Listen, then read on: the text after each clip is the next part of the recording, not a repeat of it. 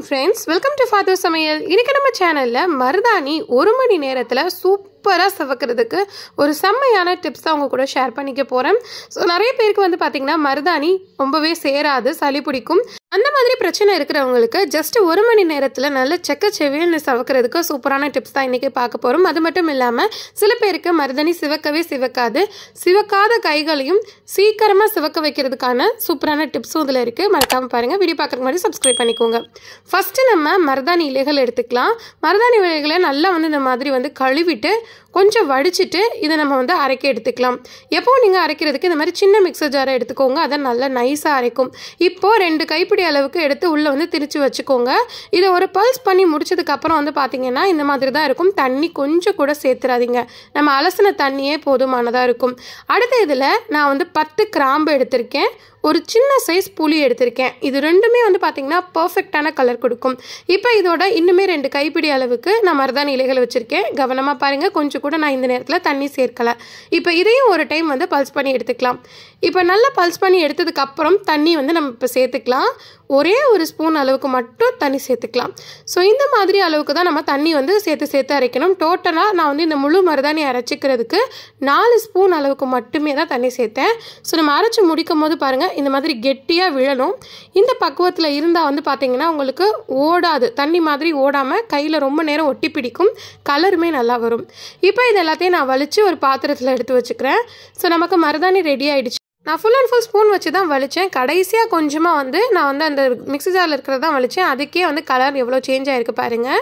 So இப்போ நம்ம இதை உடனே போடக்கூடாது. இதை அப்படியே மூடி போட்டு ஒரு அரை மணி நேரத்துலேருந்து 1 மணி நேரம் அப்படியே வச்சுக்கோங்க. இது கொஞ்சம் டை ரிலீஸ் ஆகணும். அந்த மாதிரி நீங்கள் வச்சு போட்டு பாருங்கள், சூப்பராக சவக்குங்க. ஸோ இது ஒரு 1/2 அன் ஹவர்லேருந்து 1 ஹவர் தனியாக இருக்கட்டும். இப்போ நெக்ஸ்ட்டு நான் ஒரு ஸ்ப்ரே ரெடி பண்ணிக்கிறேன். இது பார்த்திங்கன்னா சிவக்காது அப்படின்றவங்களுக்கும் சரி, நல்ல சிவக்கணும்னு ஆசை இருக்கிறவங்களும் இந்த டிப். ஒரு சின்ன பவுலில் ஒரு அரை மூடி அளவுக்கு எலுமிச்சை பழத்தோட ஜூஸ் எடுத்துக்கோங்க. அதில் இருக்கக்கூடிய சீட்ஸ் எல்லாம் எடுத்துருங்க.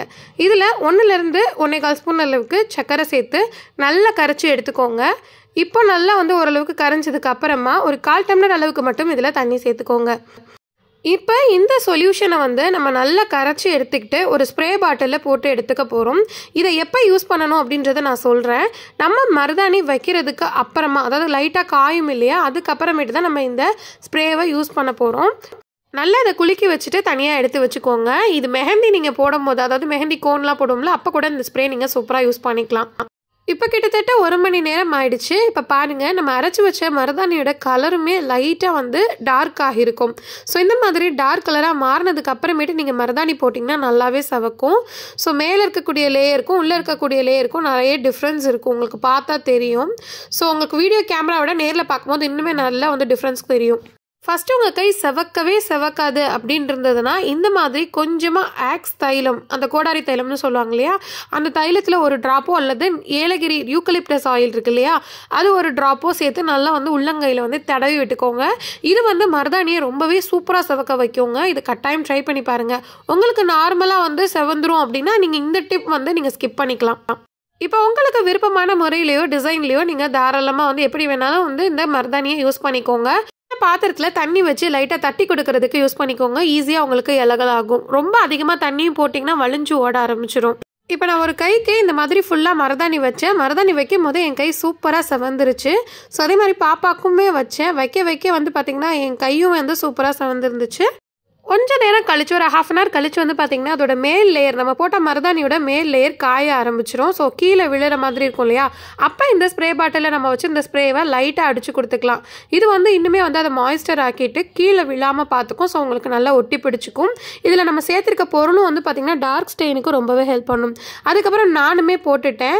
பொதுவாக நீங்கள் இந்த மாதிரி தொப்பி போடும் போது கீழே இருக்கக்கூடிய அந்த கோடு வரைக்கும் நீங்கள் போட்டுக்கிட்டிங்கன்னா உங்களோட ஃபிங்கர் குட்டையாக தெரியாமல் லாங்காக தெரியும். இப்போ ஒரு 1/2 அன் ஹவர்லேயே பார்த்தீங்கன்னா நான் பாப்பாவுக்கு போட்டு விட்டதை அவள் கலைச்சிட்டாங்க. ஸோ அதுவே பார்த்தீங்கன்னா சூப்பராக செவந்துருந்துச்சு. பட் ஆனால் நீங்கள் ரிமூவ் பண்ணும்போது தண்ணி ஊற்றிலாம் ரிமூவ் பண்ணாதீங்க. இந்த மாதிரி ஒரு துணியோ அல்லது டிஷ்யூவோ வச்சு தொடச்சிட்டு கையில் எண்ணெய் அப்ளை பண்ணிக்கோங்க. ஸோ இது மாதிரி வச்சிங்கன்னா இன்னும் கொஞ்சம் நேரத்தில் நல்ல டார்க் ஸ்டெயின் ஆகிரும்.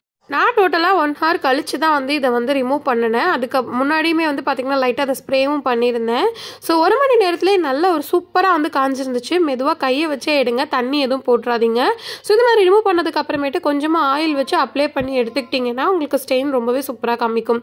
இப்போ பாருங்கள், நான் வந்து போட்டிருந்த ஸ்டெயின் வந்து பார்த்திங்கன்னா ஜஸ்ட் 1 hourலேயே வந்து உங்களுக்கு சூப்பராக வந்துருந்துச்சு. இன்னுமே அடுத்த நாள்லாம் வந்து பார்த்திங்கன்னா ரொம்ப டார்க்காக இருக்கும். என் கை மருதாணி போட்டால் சிவக்கவே சிவக்காது, அல்லது எனக்கு டைம் இல்லைன்னு நினைக்கிறவங்க கட்டாயம் இந்த டிப் ட்ரை பண்ணி பாருங்கள், சூப்பராக இருக்கும். ஸோ வீடியோ பிடிச்சிருந்தா லைக் பண்ணுங்கள், ஷேர் பண்ணுங்கள், மறக்காம நம்ம சேனலை சப்ஸ்கிரைப் பண்ணிக்கோங்க. தேங்க்யூ.